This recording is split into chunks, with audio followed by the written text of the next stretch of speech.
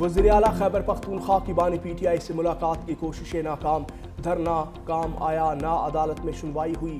رات اڈیالہ روڈ پر گزارنے کے بعد وزیر اعلیٰ سہیل آفریدی کی اسلام آباد ہائی کورٹ آمد۔ چیف جسٹس سے ملاقات کی کوشش، چیف جسٹس سرفراز ڈوگر نے ملنے سے انکار کر دیا۔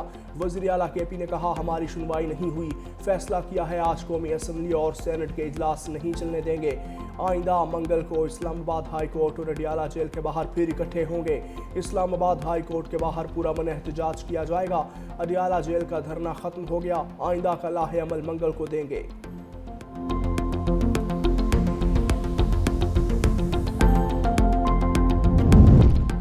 بانی پی ٹی آئی کے اقتدار میں آنے کے بعد 4 سال میں تباہی ہوئی، کوششوں کے باوجود پی ٹی آئی دور کی تباہی ختم نہیں ہو رہی۔ مشیر وزیر اعظم رانا ثناءاللہ نے کہا جنرل فیض حمید کا ٹرائل چل رہا ہے، ساری تباہی کی ذمہ داری اس وقت کی اسٹیبلشمنٹ ہے۔ پاکستان میں تباہی کے ذمہ دار پی ٹی آئی اور 2018 میں انہیں اقتدار میں لانے والے ہیں۔ یہ سارے چہرے خود ہی اپنے انجام کو پہنچیں گے۔ مسلم لیگ نون کی ترجیحات میں ان کو انجام تک پہنچنا شامل نہیں۔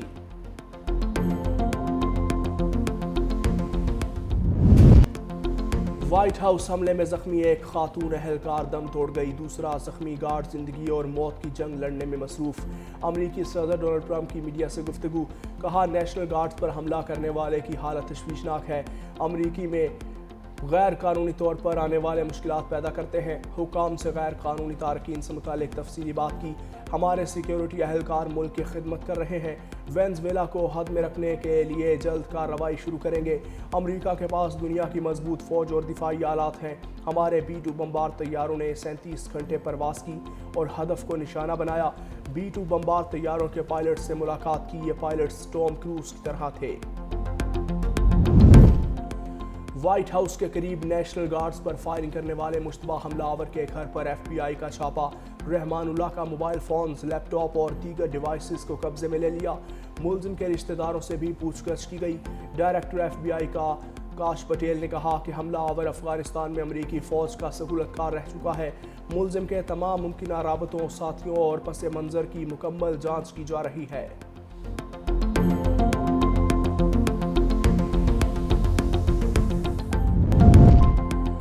ٹرمپ کا تیسری دنیا کے ممالک پر امریکہ کے دروازے مستقل بند کرنے کا اعلان، social media website Truth Social پر جاری پیغام میں صدر ٹرمپ نے کہا کہ امریکہ کا امیگریشن نظام غیر معمولی دباؤ کا شکار ہے، سسٹم کی بحالی کے لیے اسے مکمل طور پر روکنا ضروری ہے۔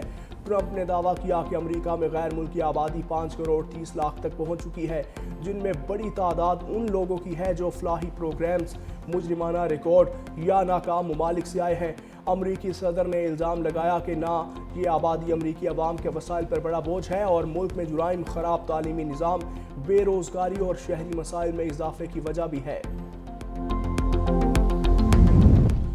افغان سرزمین سے ایک بار پھر دہشت گردی، تاجکستان میں افغانستان سے حملہ، 3 چینی شہری ہلاک۔ افغانستان سے آئے حملہ آوروں نے ڈرون کے ذریعے نجی کمپنی کے کیمپ کو نشانہ بنایا۔ تاجکستان نے افغانستان سے حملے کو دہشت گردی قرار دیا۔ تاجکستان حکومت کا افغان طالبان رجیم سے فوری تحقیقات کا مطالبہ۔ چین کی تاجکستان پر حملے کی شدید مذمت، اپنے شہریوں کو محتاط رہنے کی ہدایت۔ پاکستان نے بھی تاجکستان میں چینی شہریوں کے قتل کی مذمت کرتے ہوئے دہشت گرد حملہ بزدلانہ فعل قرار دے دیا۔ ترجمان دفتر خارجہ نے افغان سرزمین سے دہشت گردانہ حملوں کو انتہائی تشویشناک قرار دیتے ہوئے کہا افغان سرزمین سے دہشت گردی پر پوری عالمی برادری کو تشویش ہے، حملے میں ڈرون کے استعمال سے خطرہ۔ سیکیورٹی فورسز کا امن دشمنوں پر بڑا وار، ڈیرہ اسماعیل خان میں آپریشن کے دوران 22 خارج ہلاک۔ ISPR کے مطابق خفیہ اطلاعات پر دہشت گردوں کے ٹھکانے کو نشانہ بنایا، فورسز نے مشتبہ ٹھکانے سے اسلحہ اور گولہ بارود برآمد کر لیا۔ آپریشن کے بعد علاقے میں سرچ اور کلیئرنس آپریشن، دہشت گردی اور تخریب کاری کے نیٹ ورکس کے خاتمے کے لیے کارروائیاں مزید سخت۔ صدر مملکت آصف علی زرداری اور وزیر اعظم شہباز شریف کا سیکیورٹی فورسز کو خراج تحسین۔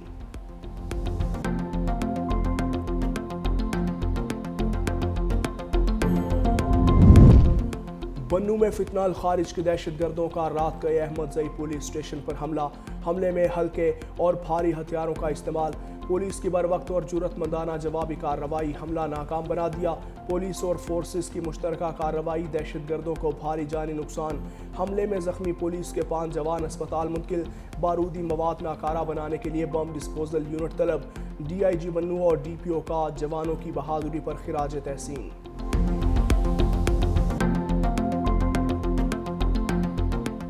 Pakistan is ready to enhance our economic cooperation with brotherly country Bahrain in the field of agriculture, IT, AI, fintech, and all other areas where our two countries can really work together and create synergy through our efforts and our knowledge and our experience and our commitment to support each other. پاک بحرین تعلقات کو معاشی تعاون میں بدلنے کا وقت آ گیا۔ وزیر اعظم شہباز شریف کا بحرین کے دارالحکومت منامہ میں کاروباری برادری سے خطاب، بحرین کے بزنس کمیونٹی کو سرمایہ کاری کی دعوت، کہا زراعت، آئی ٹی، مصنوعی ذہانت سمیت دیگر شعبوں میں تعاون ناگزیر ہے۔ دونوں ممالک کے درمیان کئی دہائیوں سے اسٹریٹجک تعاون موجود ہے۔ ان شعبوں میں دونوں ممالک باہمی کام کر سکتے ہیں اور اپنی کوششوں، علم، تجربے اور ایک دوسرے کے لیے وابستگی کے ذریعے حقیقی ہم آہنگی پیدا کر سکتے ہیں۔ اسلام آباد اور منامہ کے تعلقات ثقافتی، مذہبی، باہمی احترام اور اعتماد پر مبنی ہیں۔ وزیر اعظم شہباز شریف بحرین کا دورہ مکمل کر کے لندن پہنچ گئے، لندن میں ڈاکٹرز سے ملاقات کریں گے۔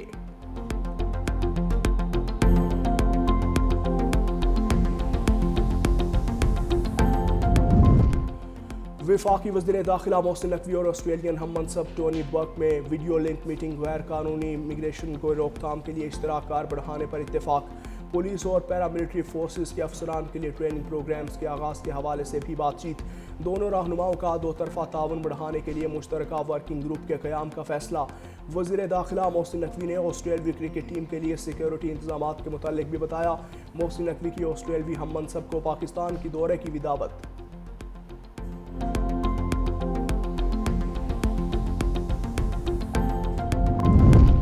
پنجاب میں ٹریفک مینجمنٹ کا نیا دور، 60 سال بعد پہلی بار بڑے اصلاحاتی اقدامات۔ پنجاب میں کسی بھی گاڑی کا بار بار چالان ہوگا تو گاڑی نیلام ہوگی۔ قوانین کی خلاف ورزی کرنے والے سرکاری گاڑیوں کو بھی جرمانہ بھرنا پڑے گا۔ پنجاب میں ون وے کی خلاف ورزی ختم کرنے کے لیے 30 دن کی مہلت، یو ٹرن کی ری ماڈلنگ سے سڑکیں محفوظ بنائی جائیں گی۔ حادثات میں جاں بحق افراد کے اہل خانہ کو فوری دیت فراہم کرنے پر اتفاق۔ پنجاب میں کم عمر بچوں کے ڈرائیونگ ختم کرنے کے لیے فیصلہ کن کریک ڈاؤن کا بھی فیصلہ، انڈر ایج ڈرائیونگ پر گاڑی کے مالک کو 6 ماہ تک قید بھی ہو سکتی ہے۔ ٹریفک کی بہتری اور شہری حفاظت کے لیے لاہور کی 5 ماڈل سڑکوں پر چنچی رکشوں پر مکمل پابندی عائد۔ وزیر اعلیٰ مریم نواز نے کہا، لاہور سمیت تمام شہروں میں ٹریفک کے معاملات کو بہتر کرنا ہوگا، کوئی امتیاز نہ رکھا جائے، خلاف ورزی پر ہر شخص کو جرمانہ دینا ہوگا۔ پنجاب اسمبلی نے 18 ماہ میں مثالی کام کیے، صوبے میں امن و امان کی صورتحال بہتر ہے۔ اسپیکر پنجاب اسمبلی ملک احمد خان کی نیوز کانفرنس، بولے قائمہ کمیٹیوں نے شاندار کام کیا، عوامی مسائل پر قانون سازی ہماری ذمہ داری ہے، ستھرا پنجاب اپنی نوعیت کا ایک بڑا پروگرام ہے۔ وزیر اعلیٰ پنجاب کی قیادت میں صوبے میں کئی ترقیاتی کام جاری ہیں۔ وزیر اعلیٰ نے گورننس کے نظام میں بہت سی اصلاحات کی ہیں۔ اسمبلی کی کارروائی میں حکومتی وزراء نے بھرپور شرکت کی، اپوزیشن کا کردار بھی لائق تحسین ہے۔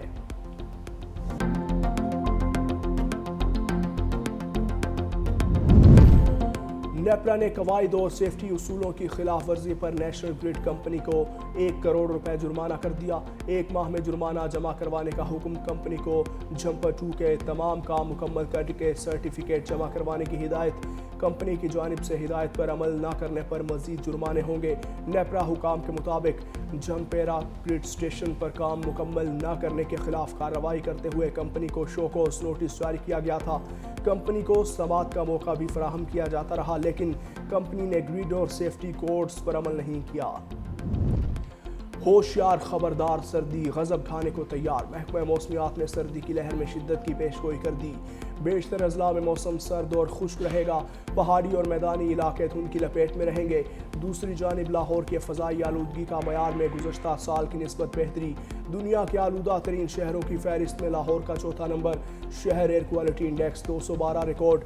سینئر وزیر مریم اورنگزیب کہتی ہیں حکومت اور شہری مل کر اسموگ کو مکمل شکست دے سکتے ہیں، شہری انتظامیہ سے بھرپور تعاون کریں۔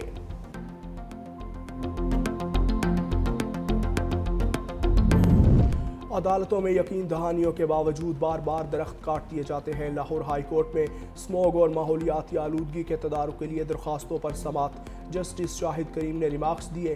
میرے پاس درخت کاٹنے کی تصاویر آئی ہیں، ناصر باغ کی ایک تاریخی حیثیت ہے۔ عدالت کی ممبر کمیشن اور وکیل پی ایچ اے کو موقع پر جا کر معائنہ کرنے کی ہدایت۔ وکیل ایل ڈی اے کا کہنا تھا ناصر باغ میں انڈر گراؤنڈ پارکنگ بنانے کا منصوبہ ہے۔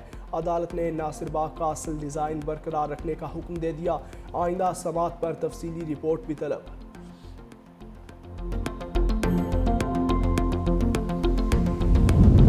4 برس کے دوران ملک بھر میں بے روزگاری کی شرح میں خطرناک حد تک اضافہ۔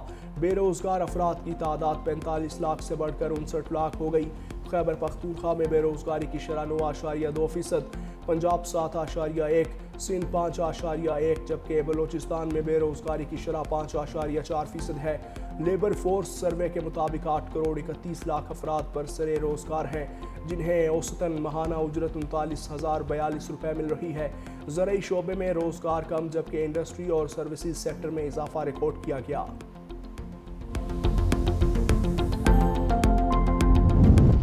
آئی ایم ایف ایگزیکٹو بورڈ کے اجلاس سے قبل حکومت نے ایک اور اہم شرط پوری کر دی۔ ایف بی آر نے گریڈ 17 اور اوپر کے افسران کے اثاثے ظاہر کرنے کے رولز بنا دیے۔ انکم ٹیکس آرڈیننس 2001 کے تحت قواعد میں اہم ترامیم بھی متعارف کروا دیں۔ سول سرونٹ کی جگہ لفظ پبلک سرونٹ کا لفظ شامل۔ گریڈ 17 اور اوپر وفاقی، صوبائی خود مختار اداروں اور کارپوریشنز کے آفیسرز شامل ہوں گے۔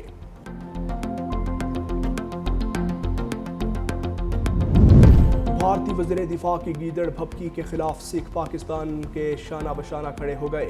سکھ فار جسٹس کا بھارت کے خلاف سکھوں کی پاک فوج میں کھلی بھرتی کا مطالبہ۔ سربراہ گرپتونت سنگھ پنو کا کہنا تھا بھارتی وزیر دفاع کی سندھ پر قبضے کی کھلی دھمکی کے پیش نظر پاکستان کو فوری سکھوں کے لیے خصوصی بھرتی کا راستہ کھولنا ہوگا۔ جیسے ہی پاکستان اندراج کا پروٹوکول جاری کرے گا، دنیا بھر میں ہزاروں سکھ رضاکار شامل ہونے کے لیے تیار ہیں۔ دنیا پاکستان کے مضبوط موقف اور بھارتی جارحیت کے خلاف اپنی مکمل حمایت کا اظہار کر رہی ہے۔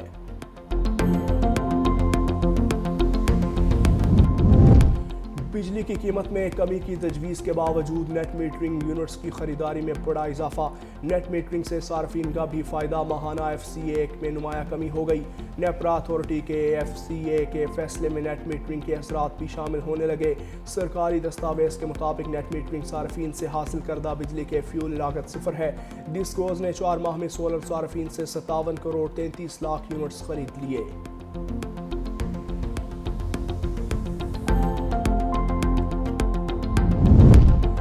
آکسفورڈ یونین کے مباحثے سے بھارت کا فرار، بھارت کا 3 رکنی وفد موقع سے دستبردار۔ پاکستان بلا مقابلہ جیت گیا۔ جنرل ریٹائرڈ زبیر محمود حیات، ہنا ربانی گھر، سابق وزیر خارجہ اور ڈاکٹر محمد فیصل مباحثے میں شریک تھے۔ پاکستانی ہائی کمیشن لندن کا کہنا ہے بھارت کی پاکستان پالیسی محض عوامی جذبات بھڑکانا کی حکمت عملی پر مباحثہ تھا۔ بھارتی دستبرداری سے آکسفورڈ کے غیر جانبدار فورم پر بھارتی بیانیہ بے نقاب ہو گیا۔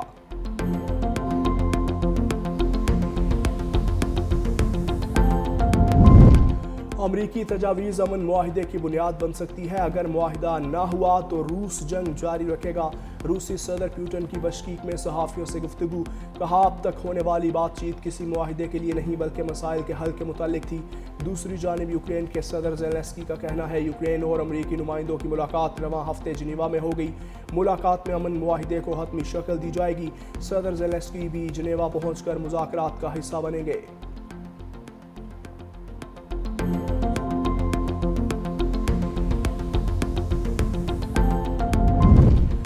سعودی ولی عہد کے اسرائیل سے تعلقات بحالی سے انکار پر ٹرمپ ناراض۔ ٹائمز آف اسرائیل کے مطابق سعودی ولی عہد محمد بن سلمان نے واشنگٹن کے دورے میں اسرائیل سے تعلقات معمول پر لانے پر فوری آمادگی ظاہر نہیں کی۔ امریکی حکام کے مطابق گفتگو شائستگی کے دائرے میں رہی، لیکن صدر ٹرمپ ولی عہد کے موقف سے ناراض دکھائی دیے۔